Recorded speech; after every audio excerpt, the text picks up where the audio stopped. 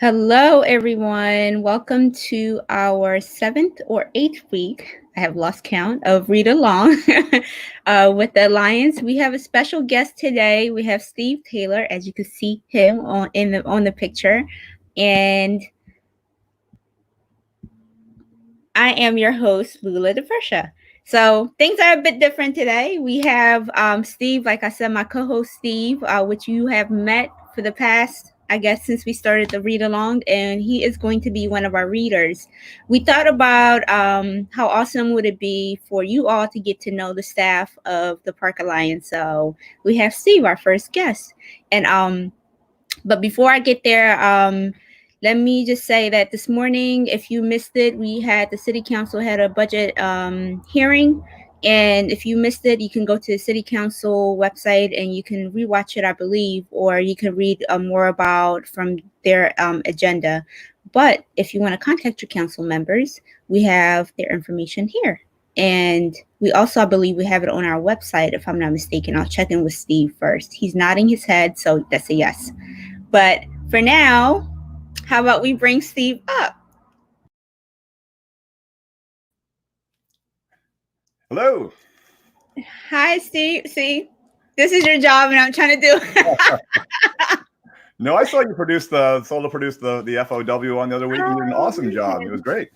So, welcome to the show as a guest. Obviously, you do all the amazing behind the scene, as you can see, and I'm trying to manage it, and it was just a terrible job. I'm going to leave it to Steve to handle it from now on, but we have Steve Taylor. I'm so excited for you, and I'm grateful for you for agreeing to be one of our readers today because you have an amazing voice and you are super talented and you do so many different things. And I'm so excited for our audience to meet you and get to know you. So if you just joined us, don't worry.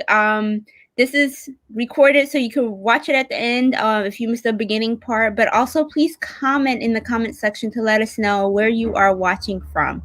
And so we could give you a shout out. And if you just joined us, we have Steve Taylor, who is our social media director. I'll call him that because he's incredible. Or strategist. He does a lot of our Alliance social media and communication efforts, which I'm super grateful for. I have worked with Steve for the past 2.5, 3 months. Started the month of March, and I have gotten to see him do what he does best, and which is keep the Alliance on track when it comes to our social media effort or helping us strategize about how to engage with our community better. And I'm so grateful to have been working with you this far. And the quarantine gave us an opportunity to work even more closer because we're doing the read along. But enough about that. I want to get to know you. So I have known you for the past, like I said, 3 months. In the short amount of time that I have known you, I have learned so much about you, what you do outside of the Alliance. You love to, you're a bike, you cycle for, and you do a lot of obviously international work as well, doing social media producing, which is incredible. I'm just curious how you got started with your just the social media effort and communication. Where did that interest come from? Really good question. It started originally. I have an internship between my junior and senior years in college at National Public Radio. And I had got an intern with the Public Information Department, which sounds very Orwellian, but it really was their communications department. And I worked for their news publicist, and I got to meet some of those great NPR personalities and also to help promote those shows. And then I went on to do work in the outreach department of National Public Radio for a year after college. Wow. Wow. And you're not originally from Philadelphia, correct? I was born in Connecticut, but I grew up in Bloomsburg, Pennsylvania. And then I moved to DC for college. And then I've been in Philadelphia since 1997. Wow. Well, so you are Philadelphian then. You've been here longer than I'm a naturalized citizen. So tell us, Steve and I talk a lot behind the scene before our guests go on. And I'm super excited because he loves to cook. He's always sharing different recipes with me. You love to garden. How have you been spending? And I know you're super busy because obviously we speak every day. What hobbies have you found yourself doing more of during this quarantine? I actually incorporated my gardening and cooking and actually broke out my grill for the first time last night. And I will thank you for that too, because I used some of the beta advice from Ethiopia that both in the roasted red peppers. I basted them first with a paste made from that. And then also I dipped the beef, the steak that I cooked in that as well. And then I used some of the leaves from the sorrel plant that I had in my garden as part of that dish as well. So that's fun. I have still found time to cook, not every day, but and there's the occasional hot pocket, but the frozen lasagna. But I definitely have found time to cook, and also pursue some other culinary projects. Like I just got a food dehydrator, so that's been a really fun thing where you can cut up some fruit or vegetables and let it do its work. So that's been a lot of fun. So for the most part, you work from home, even when we were, before the pandemic, and you have heard us, the staff, some of us struggling with just, managing work-life balance, especially working from home, and you're thriving because obviously this is your area and this is what you do. What advice do you have for the rest of the world? Okay, schedule your most important thing is obviously you have to schedule your work. If you're not, that's important. But schedule your leisure time, or at least plan for it, or make a commitment to yourself. And if what works best for you is putting it on your calendar, say this is when I'll do yoga. Put it on your calendar and keep it like it was a business meeting, and do that too. Now I don't do too much of that. I know I need to do more of that, but also just have some very attainable goals. Don't be like, oh my gosh, I'm going to become the best bread baker in the world in quarantine. Well, maybe you will. That'd be cool. But why don't you just find a nice recipe for no knead bread that you can do in no time, and see if you really want to be baking bread and like that. And just, you don't have to, get the perfect home gym and then, do things there. You can just okay, what do I have here and what can I do? And then also just keep on asking other people what they're doing, and, go to your favorite social media channel and ask people and watch and see what other folks are doing.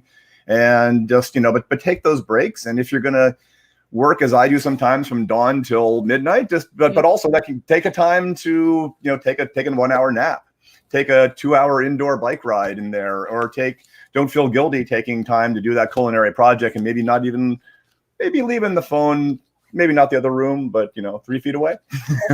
I'm guilty for that. That's a good point. Thank you for that advice. I'm easily distracted. Yes. So welcome, everyone. If you're just joining us, we have Steve Taylor, who is today's reader. He's also, obviously, you might know him for being our producer. Usually him and I are co-hosting together, but I thought it would be interesting for you all to meet him and how special and unique Steve is, and beyond what he does with the Alliance. So we're just kind of finishing up our interview. So this is recorded. You can rewatch it again. You can reshare it, and you can also tag people. Let us know where you are watching from. So Steve, what book are you reading today? I am reading Bruce Degen's Jamberry. You knew I'd be bringing a food or a cat-based book in here, and a lot of good animals. Not really a cat-based book, but a lot of other wonderful animals with lots of great food, lots of berries, as the name would imply. And I see a lot of people. Even as a guest, I can see all the comments rolling in here. So we want to shout out to any of the people who are watching from various places. Yeah, we have Paula from Tallahassee. I know Paula's a big Jamberry fan. She was very excited. Paula's an editor, so when Paula uses all caps in a comment, know that that's definitely a very exciting book for her. Okay, that's good to know. And then we have a special guest. I don't recognize that name. Oh no, he's lying. My mom's actually multitasking, and then I'm doing a Zoom webinar at the same time as doing this. Okay. She'll watch the recording in full later. We have Marie. Hello. Yeah. Thanks for joining. Yeah. Heidi, hi folks, Heidi and Devin, wonderful friends who are in Cedar Park, right? Is that right? Utah, and friends I met during a folk life field school at Brigham Young University back in 2005, maybe. Heidi or Devin could correct me on that. And they and their kids are like family to me. So it's so exciting to have them here at the reading. Well, welcome to the show. And we have Patrick. Hello there. There we go. There's my dad. He's watching as well. Awesome. We have the whole family, and Paula's telling you rock. That is a high compliment. Watching from Utah. Devin, we mentioned Devin and Heidi. Yeah. I got the BYUY there. Hey, DC. Excellent. All right. Thank you, Deborah, for joining. You do a New York Times read along, which we didn't get the chance to talk about, which is pretty awesome. Yeah. Every Sunday, right? So there you go. That's it. And then Paula, there you go, Paula in all caps, which you won't see very often. There you go. Gerald is Gerald, watching. I just want to give Gerald everyone a actually, shout and out. Gerald and Paula are connected as well, and that's something we'll talk about that some more on in a future episode. Yes. So awesome. Aw.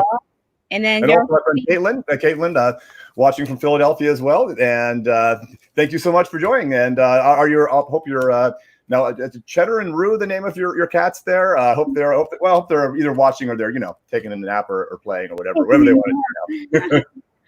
hi. Okay. So I think we have about everyone. Thank you so much, everyone. Yes, keep commenting. I'm sure Steve would like to say hi to everyone. So Definitely. I'm going to take myself off the screen and I'm going to give you the screen to read the book, and then I'll be back at the end. Sounds good.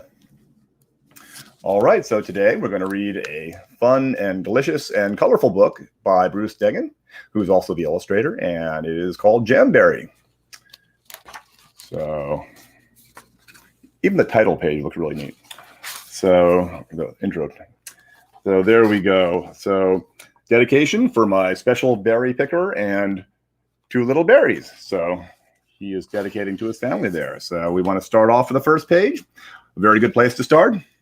1 berry, 2 berry, pick me a blueberry. Hatberry, shoeberry in my canoeberry. Under the bridge and over the dam, looking for berries, berries for jam. Whoa. They definitely want to get their berries. 3 berry, 4 berry, hay berry, strawberry. Finger and paw berry, my berry, your berry. Strawberry ponies, strawberry lambs, dancing in meadows of strawberry jam. Quickberry, quackberry, pick me a blackberry. I love blackberries. They're my favorite berry. No offense to the other berries, but I really love blackberries. Here we go. Ooh, trainberry, trackberry, clickety clackety. Gonna get a lot of berries. Got to find a way to transport them. Whoa! Rumble and ramble and blackberry bramble. Billions of berries for blackberry jamble. Raspberry, jazzberry, razzmatazberry, berry band, merry band, jammin' in Berryland.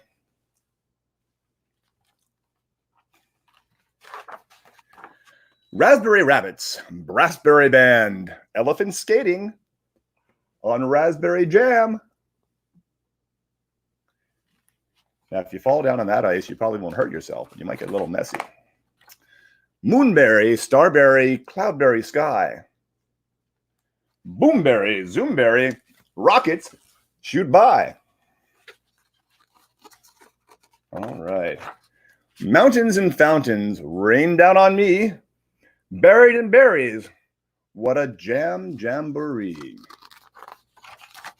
And a lovely little title at the end where the author talks about his history as a boy. And I think if you have this book at home and maybe you read it as a kid, that you should go back to that, because that's some really neat information from the author, and who also has done some really other really interesting books. This was past my time. This was not a childhood book for me. This was written in 1983. This version was re-released in 2000, but it's certainly a wonderful book, and it's one that my mother had recommended to me when I was buying some gifts for some folks who had just had kids. And I had an extra one here. I think I ordered too many, or that, or maybe I didn't get one to someone. But anyway, I have this. I still have this around the house, and it's such a neat book. And obviously, it generates a lot of excitement when people hear about it. So there you go. That's Jamberry. You did great, Steve. I enjoyed the book as well. And I'm just can you tell us a little bit more? We didn't get the chance to talk about this earlier. Your New York Times storytelling, and I'm butchering the name, I think. The New York Times Readalong is something I got involved with back in, something I've been listening to. My friend Serena Boston started doing this more as an experiment when Facebook Live came out in around 2015, 2016. And just as a way, there's a new medium, a new way to to communicate live via social media. And there are a lot, what is a different way to do this that incorporates something that is of interest and matters to me, me being him and reading the New York Times as being a part of his daily Sunday, every weekly Sunday. There, it's read out the New York Times, look through the sessions, and well, why not share this through Facebook Live? Then it started catching on, and then he started having guests, and it went on, and it grew and it grew. And then at a certain point, I realized this is more than just a reading with some guests. This is really in some way, it's an international news show. And then our friend Neil Perrick, then who I didn't know at the time, came on to help him produce it. And so he could be the host and the interviewer, and then Neil could do things behind the scene. And at that time, it was still on Facebook Live. And it remained on Facebook Live until around November of last year, when Facebook Live took out the ability to do this, to have two guests on screen, to bring somebody on screen. Now, they've reintroduced that recently, not surprisingly, but we had to look for another tool. And I was not part of the team looking for that tool at the time. And I was just starting to come on to help out occasionally with Paula Kiger, who is one of the producers of the New York Times, who, well, Neil is doing the tech side and Sri is hosting, she is going in Facebook and answering comments, posting in links, doing all those things to create an engaging community, and making sure that people are welcome there, and also that they're sharing information and going on from there. So that really is something that makes the broadcast so much different. Then when we decided that we wanted to go to that StreamYard, the same tool we're using here, because we would have additional features. We'd have these lower thirds, which is what's called when you have these banners below we are here, and you have overlays and lots of other features, and the ability to broadcast to more than one channel. Now, the New York Times Readalong goes to 5 or more channels and then every single week, sometimes even the guest's Facebook page. We go to 2. We go to Facebook and we go to YouTube. And we always recommend going to YouTube for the archives because it's easier to find there. We have everything in nice, easy to find folders. And so that's how I became involved when we decided to add a LinkedIn channel. I became involved every week because we needed someone to do what Paula was doing in Facebook and LinkedIn, which is to engage with the audience there.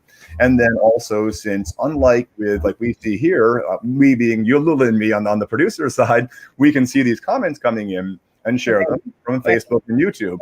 That was just introduced in LinkedIn, but at that point it wasn't. So it was sort of copying and pasting and sharing that and doing all this interesting juggling behind the scene to create something that sounds like reading a newspaper online. Really? I mean, that seems like so that actually has gained this worldwide community of people who come every week to watch in the various channels, and this great community. And I've gotten to know so many people through that, and some of whom I'd met through the social media weekend in New York, in person several times, but the friendships developed online through all those shared projects. That's someone that shared. Yep.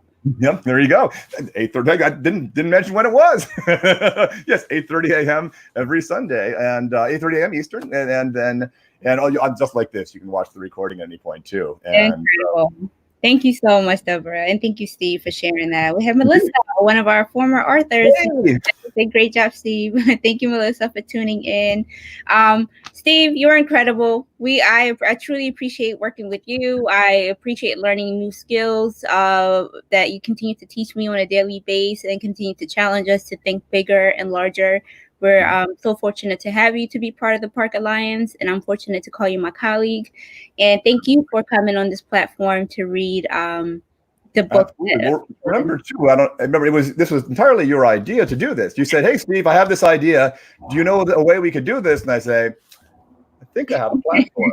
And I was just starting to learn to use it a little bit. So I really learned so much that has helped me in all these other projects I'm doing for Digimentors, which is Sri's company there, that all these international projects I'm doing. I had a chance to learn StreamYard, and in a very comfortable environment with a great co-host, a great co-producer, a great colleague who had great ideas and brought all these amazing guests in through your connections. So that is really what the tool is great, and making it smooth and trying to make it the best technical process. Yes, I think I'm pretty good at that, and that helps it. But really, the bulk of the Parks Alliance readers, the most important thing is these amazing guests, and those are people that you developed and brought in through your connections. Of course, we're very grateful for people like Gerald, of course, who has also brought in other people there too, but that's all part of you bringing in great people, you as a connector, bringing in people who are great connectors themselves. So that's what this is all about. Compliment each other all day. I mean, sure, it looks better than any other broadcast anyone else in Philadelphia is doing on social media, but it would still be great if this were done on Facebook Live or even Instagram Live. You know, it'd still be good. It wouldn't be as good, and there wouldn't be the same connections between the audience. We wouldn't be able to bring these comments online, and they wouldn't be able to interact the same way. You know, if they're on Facebook or YouTube, these folks are. I know people who are friends of mine who've never met each other who now have gotten to know each other in certain ways through this, and that's exciting. And our goal is, once the world opens back up again, hopefully we could take this to recreation centers and parks as the weather is still beautiful. So we're trying to figure this out as we go along as well. So until, we are, as long as we continue to work from home, I think we're going to continue to do the read along, because we love connecting with local authors, leaders, some of the youth that we have, the kiddos that joined us who are like published authors at 8 years old, 9 years, 7 years old, which is incredible. And some of our local organization hosts, folks, people who are in Philadelphia who were able to join us last week as well. That was incredible. So I love it. I love meeting new people. I get to learn about new children's books. Steve and I are always talking about how the messages are even more for adults, I think, sometimes than kids from some of the children's books. So we enjoy it.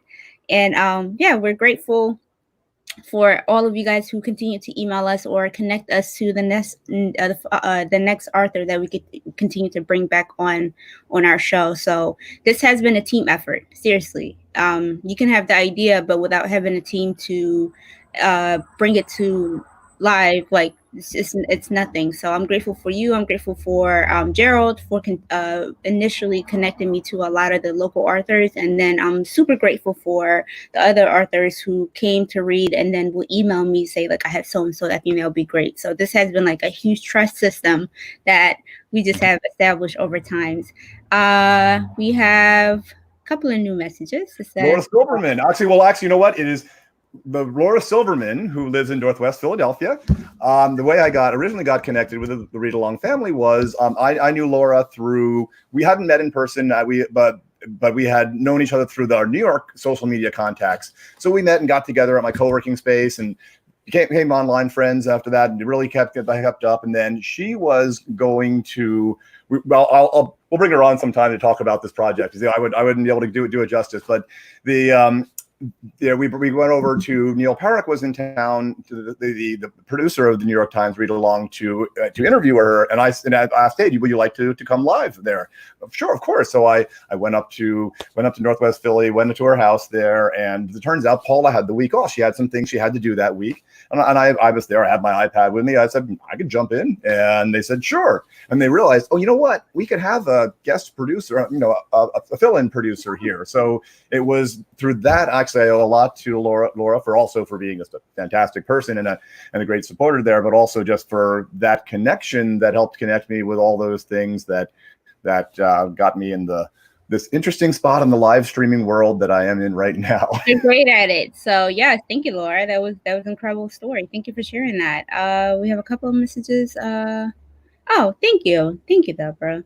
Melissa. Oh, okay. Thank you, everyone. This is great. This is our, we're super excited to take this to local rec centers and parks, hopefully once things open back up. Again, I want to thank everyone for tuning in. We'll come back tomorrow at 1:30. We have our intern Jack, who will be reading.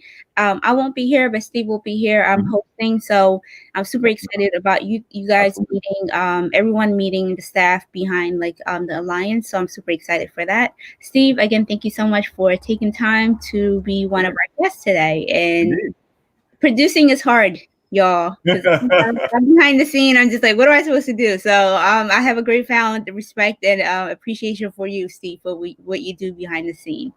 And so, any last messages that we want to share? If you go to our website, which is philaparks.org with the S, parks, You'll find information about the budget hearing that occurred this morning, and also our social media handles. If you click on any of them, it will take you straight to Twitter, Facebook, or Instagram to learn more about today's session, right, Steve? And we've posted a lot in the last 24 hours on all of our channels. If you want to, the easiest way to keep up with that is to follow us on Twitter, which is PH Parks Alliance. Okay. And that we share what we're doing, but also what our partners are doing. And with a lot of information there, we also are thanking the organizations that signed in onto our group letter, asking for. Well, do you want to tell a little bit more about that, the letter, and what we're asking organizations to do, and what our total number of organizations signed on is? Yeah, so I believe we had a meeting yesterday. We had, if I'm not mistaken, 83 yesterday. 80?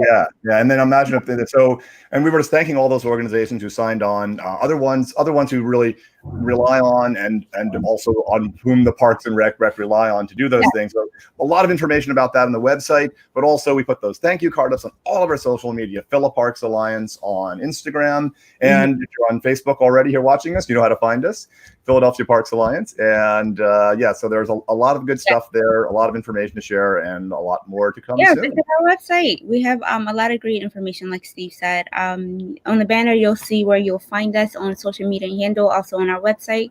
I'll put it in the comment section as well. If you just want to click on the link and go straight to our website, that will be helpful. But anyways, thank you everyone for joining us today. Today was super fun, and we'll see you tomorrow at 1:30. Thank you so much, Steve. I'm good.